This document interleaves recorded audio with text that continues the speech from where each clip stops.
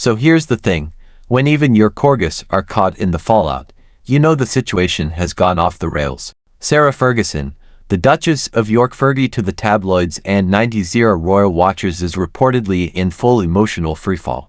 The kind of spiral where friends start whispering intervention behind closed doors, where unopened boxes pile up in a once grand estate, and the woman who built her brand on cheeky charm and bounce-back energy is now pacing the halls in insomnia-fueled distress. If you want more unfiltered royal truth, not the palace-approved version, hit like, subscribe and tell us in the comments, are Beatrice and Eugenie breaking the cycle or repeating history? Stay tuned. The tea only gets hotter. And it's a tragic one. For decades, Sarah was that girl, the one who never quite fit the royal mold, but smiled through it anyway. The messy one who still got invited to tea. The punchline and the survivor. She made awkwardness an aesthetic. Scandal. She bounced back. Divorce. She still showed up for the family Christmas photo. Financial ruin. She hustled her way into book deals and lifestyle ventures. For years, she danced on the edge of disgrace and somehow kept her tiara on. Until now. Because this isn't another tabloid hiccup or a Fergie does it again moment. This feels final. And the whispers say she knows it. Let's start with the shadow that refuses to leave. Jeffrey Epstein. Yeah, that name. Fergie's involvement tore really. Her proximity to Epstein's orbit isn't exactly breaking news. But what is new is how viciously it's come back to bite her.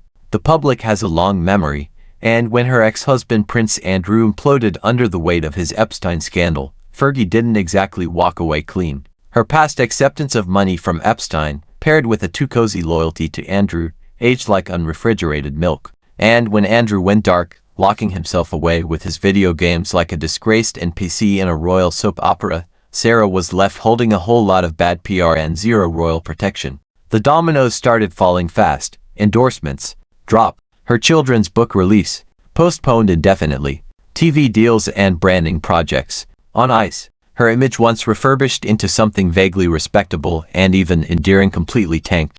And without a functioning palace PR machine behind her, Fergie's attempts to salvage the wreckage came off frantic. She leaned hard into the quirky aunt persona on Instagram, tried injecting some relatable chaos into her online presence, but it didn't land. The internet had moved on.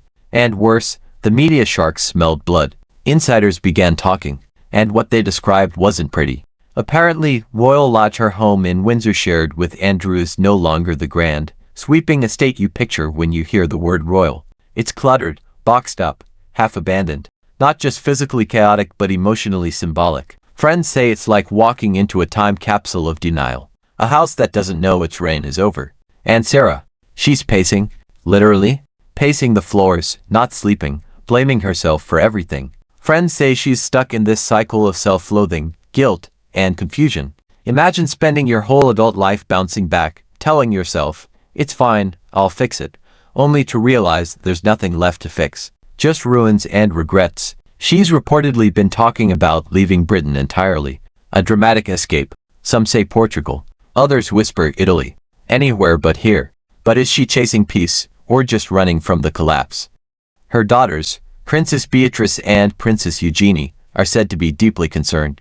And that's where things go from messy to genuinely heartbreaking. Because even with their own lives and growing families, the girls are reportedly stepping in to keep watch. Worried that their mother isn't just embarrassed or depressed but teetering on the edge of something far more serious. You know it's bad when they're urging her to get professional help. Now let's not forget this is Sarah Ferguson, a woman who, at her worst, sold access to her ex-husband for cash in a sting operation and still somehow bounced back. She's weathered scandal before, but this time, it's not just the public turning on her, it's her whole support system eroding. Her ex-husband, fully checked out. Her former royal backing, gone. Her business deals, frozen. Her fanbase, confused at best, indifferent at worst. And her latest attempts at rebranding, YouTube book readings, awkward podcast appearances, low-key press have landed with the impact of a plastic tiara in a hurricane. There's just no appetite for the Fergie renaissance this time. Publishers are reportedly backing off a planned memoir. There's too much risk. She's uninsurable, untouchable, and honestly, it's hard to market a comeback when the world keeps asking, come back from what, exactly? Even the Royal Lodge, her last physical tie to her former life, is being evacuated. The symbolic weight of that can't be overstated. She's not just leaving a home. She's leaving the narrative, the backdrop, the illusion, and the dogs. The royal corgis, the last fuzzy connection to the late Queen Elizabeth. Confusion swirls about who's caring for them. They've become their own metaphor now, lost, displaced, tangled in the chaos of a family that can't seem to get its act together. There's a quote from a so-called insider that sticks. It's like watching her fight to preserve a character that no longer exists. And that's the core of it. Sarah Ferguson built a character. A scrappy duchess. A survivor. A cheeky, chatty, never-say-die woman who could laugh off anything and land on her feet in red heels and a too-short dress. But now, the mask is slipping. And underneath it is someone exhausted, scared, and unsure how much longer she can keep pretending she knows the way out. The tragedy isn't just the scandals. It's that she kept trying to be someone we could root for, and now she doesn't even know who that is anymore. It's a full-circle collapse. This is a woman who spent decades climbing out of holes. And now she's in the deepest one yet, and no one's throwing down a rope. Not the royals.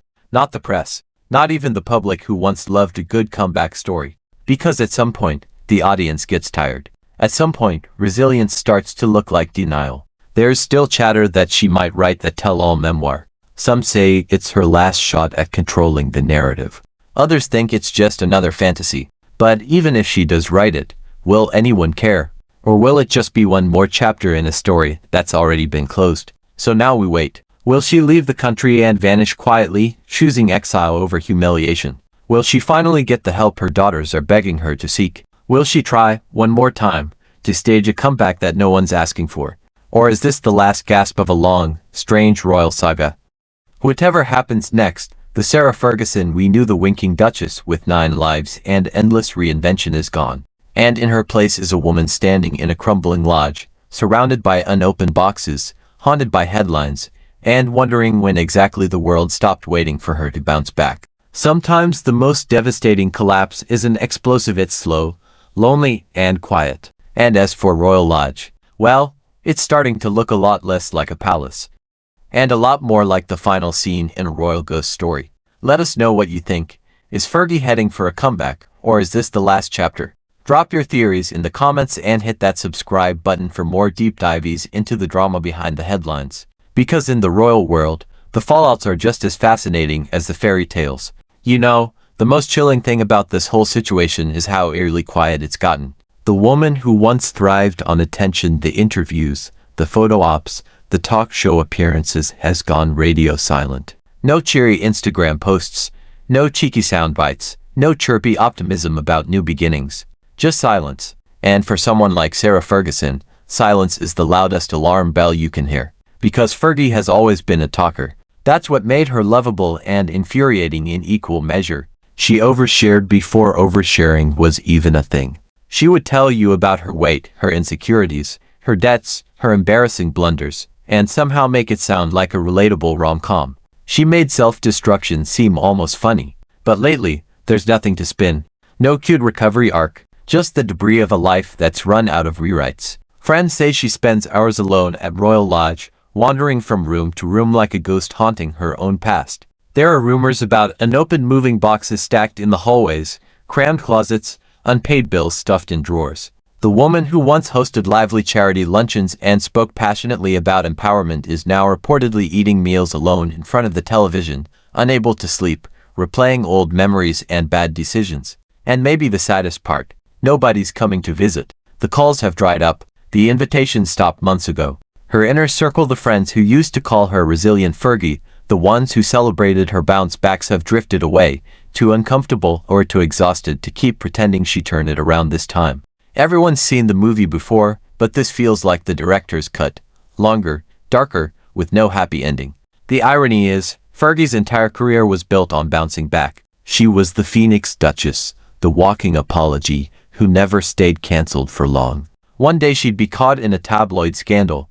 The next she'd be on Oprah, weeping and promising redemption. It was the kind of PR resilience that made her a fascinating character in Britain's post-Diana royal soap opera. But what happens when your survival instinct finally runs out of fuel? When you've reinvented yourself so many times that you forget who the original person even was? Right now, the word insiders keep using is fragile. And not in a melodramatic way. In a literal, she's breaking down kind of way. She's reportedly struggling with guilt over Epstein, over Andrew, over the collapse of her image, over being the constant royal embarrassment who just couldn't get it right. Her daughters have apparently become her lifeline, urging her to get help, to see someone, to do something before it's too late. But how do you convince someone who's built an entire identity on being fine to finally admit that she's not? Here's the brutal truth. For years, Sarah's whole brand was optimism. That grin through anything, keep calm and sell another book energy. Even when she was broke and mocked, she projected this weird kind of charisma that made people root for her. She'd show up to interviews talking about new chapters and learning experiences. She was the human equivalent of a self-help podcast. But optimism only works when the world's still willing to listen. And after the Epstein Association came back into focus, after Andrew became the royal family's unspoken scandal, and after she clung to him publicly, when everyone else distanced themselves, that goodwill evaporated. It wasn't just poor judgment, it looked like complicity. The royal establishment quietly closed its doors to her. She wasn't officially exiled, but the message was clear. And without the royal machine's PR umbrella, Sarah was suddenly naked in a storm of bad press, with no handlers to spin the story, no sympathetic editorials, no loyal aides to clean up the mess. She became a liability, not a person. And in that vacuum, her mental health reportedly cratered. You can imagine it, can't you? The late nights pacing across creaky floors, mind racing, replaying every stupid decision, every awkward headline. The insomnia. The endless scroll through old photos, smiling, glamorous, happy Fergie, wondering how that version of her disappeared. She was once a duchess, then a divorcee, then an influencer before influencers were even a thing. Now, she's in exile in her own life. And her home, Royal Lodge, tells the story without saying a word. Once a sprawling, elegant symbol of royal comfort, it's now described by insiders as cluttered, dim, and eerily still. Like a museum of the past 20 years of denial. Unopened boxes line the hallways, leftovers from moves that never happened, projects that fell through, promises that never materialized. The rooms that once hosted family dinners now sit empty, except for the faint smell of old furniture polish and dust. It's the perfect metaphor, really. Sarah Ferguson's life has become a room full of half-finished ideas. The energy that once powered her reinventions, books, talk shows, charity partnerships has drained away. Every idea feels tainted. Every opportunity poisoned by association. Publishers don't want the scandal. Sponsors don't want the risk. Even the public, once forgiving, has reached fatigue, because there's only so many comebacks one person can have before it stops being inspiring and starts feeling tragic. And let's talk about Andrew for a second, because he's not helping. He's holed up in Royal Lodge too, refusing to leave, clinging to what's left of his royal identity. Friends describe him as reclusive, spending hours online or gaming, disconnected from reality. Once the Queen's favorite son, now the royal family's greatest liability. It's bleak, which is why her talk of leaving Britain hits differently. Is it really about a fresh start? Or is it about disappearing completely? Moving abroad could be her final act of defiance or surrender.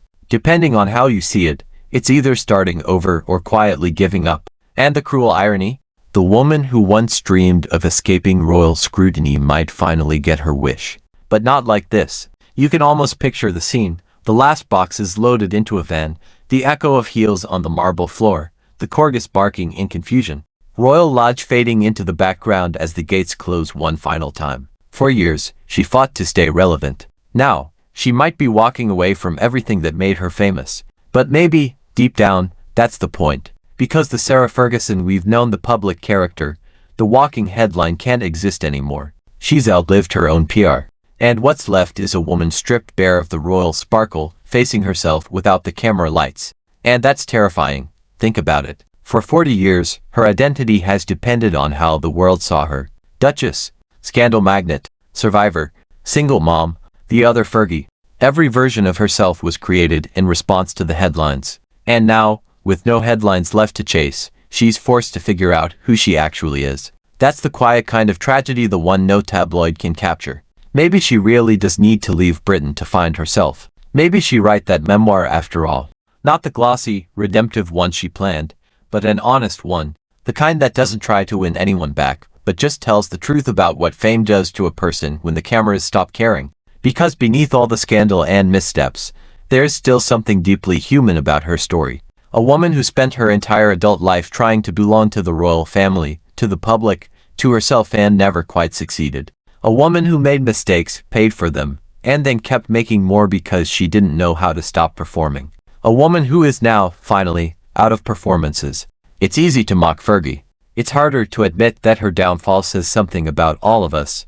Our obsession with reinvention, our fear of irrelevance, our need to believe that resilience always wins. But what if it doesn't? What if sometimes resilience just becomes another form of denial?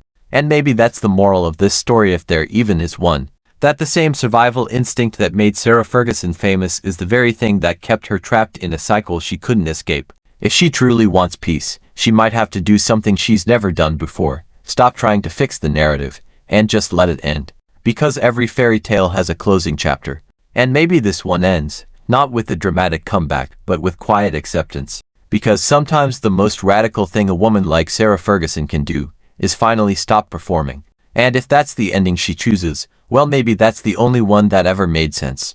And maybe that's what makes this whole thing so haunting, because for the first time in decades, there's no performance left. No PR team to dress it up, no friendly talk show to turn the chaos into charm. Just Sarah, standing in the aftermath of her own legend, trying to figure out what's real and what was just a story she told to survive. It's the quiet after the storm, the kind where the silence feels heavy, like it's waiting for something.